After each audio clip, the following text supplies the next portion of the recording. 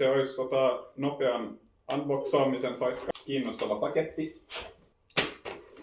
Kyseessä on Prodiskuksen Patreon-paketti. Ja mä oon nyt ollut Patreon-tilaajana tammikuusta lähtien.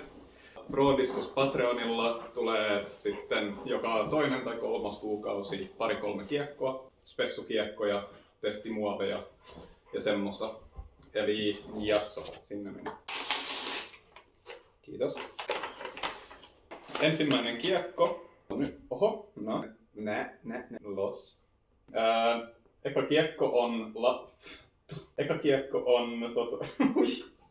Eka kiekko on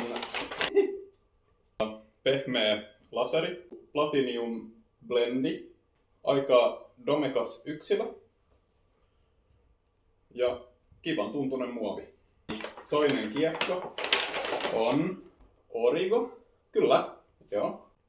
Mä en oo kyllä nähnyt Origoa tämmöisellä profiililla ennen. Stamppi myös on ihan kiva.